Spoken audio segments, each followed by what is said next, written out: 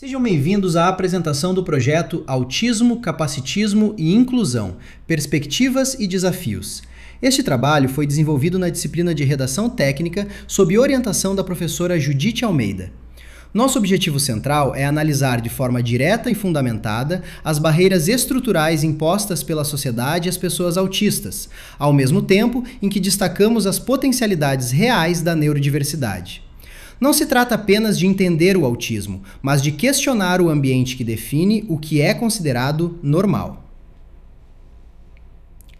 O grupo responsável por esta apresentação é composto por Diogo Santos Oliveira, Eduardo Henrique Rodrigues Pessoa, Laisla Beatriz Silva e Lívia Silva Oliveira. O trabalho foi estruturado com foco em clareza, lógica e eficiência, evitando abordagens superficiais e priorizando uma leitura crítica dos dados e conceitos apresentados. A apresentação segue um percurso lógico. Começamos pela base técnica do transtorno do espectro autista, avançamos para o conceito de capacitismo, analisamos políticas públicas e, por fim, integramos repertórios culturais que ajudam a ilustrar, na prática, como a sociedade interpreta e reage à neurodiversidade. Ao longo desse percurso, destacamos também o valor estratégico do hiperfoco e os desafios enfrentados no contexto familiar e social. O ponto de partida é uma pergunta direta: a inclusão protege ou isola? Durante muito tempo, prevaleceu o chamado modelo de cura, que partia do princípio de que o indivíduo deveria ser normalizado. Hoje, esse modelo é substituído pelo modelo de direitos. A mudança é simples, mas profunda. Não é mais o autista que deve se adaptar à sociedade, mas a sociedade que deve se adaptar à diversidade neurológica. Quando o ambiente falha nesse processo, o que se chama de proteção muitas vezes se transforma em isolamento. Do ponto de vista técnico, o transtorno do espectro autista é uma condição do neurodesenvolvimento com base biológica complexa. Não se trata de uma doença a ser eliminada, mas de uma variação no funcionamento do cérebro. No aspecto clínico, observam-se desafios na reciprocidade social e na comunicação.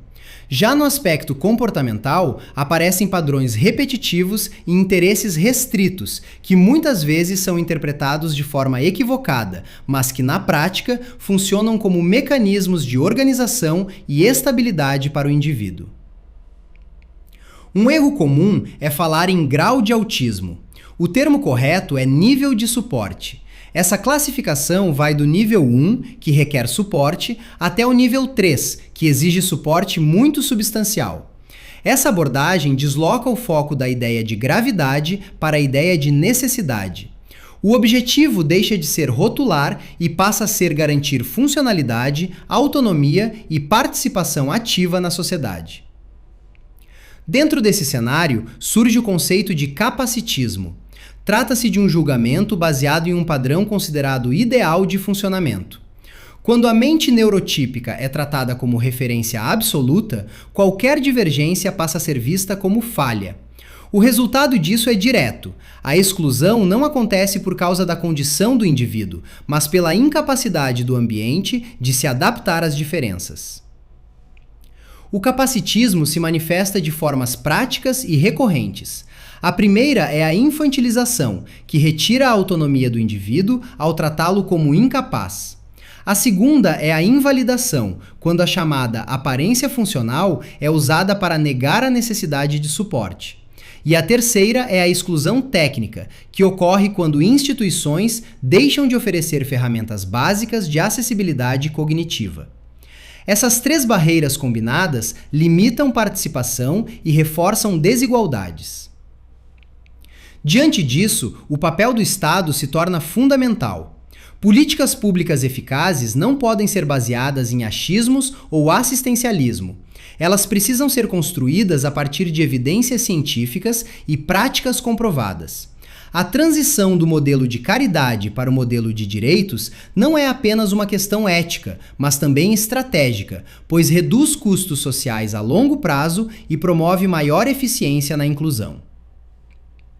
Quando analisamos o TEA de forma mais ampla, percebemos que ele não se resume a desafios. Existe uma combinação real de dificuldades e potencialidades. A chamada neurodiversidade exige ambientes adaptativos.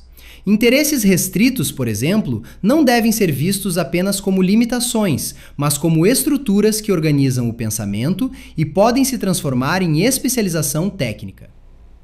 No contexto familiar, o impacto é direto. A família funciona como o principal agente de suporte. Quando há aceitação, surgem oportunidades, acesso a terapias e desenvolvimento.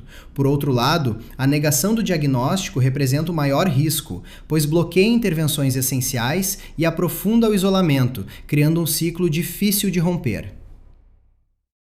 Um dos pontos mais mal compreendidos é o hiperfoco. Frequentemente tratado como obsessão, ele deve ser reinterpretado como um ativo técnico. O hiperfoco permite concentração profunda e domínio detalhado de informações, criando indivíduos com alto nível de especialização e capacidade de resolver problemas complexos. No ambiente profissional, isso se traduz em desempenho. A inclusão de pessoas neurodiversas não deve ser vista como filantropia, mas como estratégia. Organizações que sabem aproveitar esse perfil ganham em inovação, análise e resolução de problemas. Ignorar isso é, na prática, perder eficiência. Na cultura pop, esse contraste aparece de forma clara. Em The Good Doctor, o personagem Sean Murphy representa um profissional altamente competente, cuja capacidade técnica é frequentemente ignorada por um sistema focado em padrões sociais. O conflito central não é médico, mas institucional. Se voltarmos historicamente, encontramos um cenário oposto. No Brasil da década de 1940, a atipicidade era tratada com práticas como lobotomia e eletrochoques. A ausência de conhecimento e de humanidade resultava em isolamento e exclusão de pessoas que poderiam ter sido plenamente funcionais. É nesse contexto que surge o trabalho de Nise da Silveira. Sua abordagem rompe com a lógica da contenção e introduz o cuidado humanizado. Ao utilizar arte e afeto como ferramentas terapêuticas, ela demonstra que dignidade não é apenas uma questão moral, mas também um fator de eficiência clínica.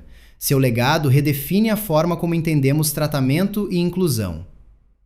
No campo simbólico, personagens como Sherlock Holmes ilustram a lógica divergente. É importante lembrar que na época em que as obras foram escritas por Arthur Conan Doyle, sequer existia um diagnóstico formal de autismo. Ainda assim, o personagem apresenta um padrão de pensamento fora do comum, capaz de resolver problemas que métodos convencionais não alcançam. Isso reforça a ideia de que diferença não é limitação, mas uma forma alternativa de funcionamento. De forma mais leve, o Bob Esponja representa a aceitação orgânica da diferença. Em seu ambiente, comportamentos atípicos não são corrigidos, mas integrados. Em uma entrevista, o dublador original, Tom Kenny, comentou que o personagem poderia ser entendido como autista, possivelmente como uma forma de acolher uma criança autista presente na conversa, a Jenna, tratando essa característica como um superpoder, tanto do personagem quanto dela. Independentemente da intenção, a mensagem é clara: inclusão real não tenta corrigir a diferença, mas a integra ao ambiente. Como síntese, a inclusão efetiva depende de dois fatores: eliminação de barreiras estruturais e oferta contínua de suporte adequado. Mais do que isso, depende de uma mudança de mentalidade. Reconhecer o potencial da neurodiversidade é mais eficiente do que tentar enquadrá-la em padrões limitados. Encerramos com as referências utilizadas, que incluem legislação brasileira, produção técnica especializada e repertório cultural. Esses elementos sustentam a análise apresentada e reforçam a importância de uma abordagem crítica, fundamentada e atual. Obrigado.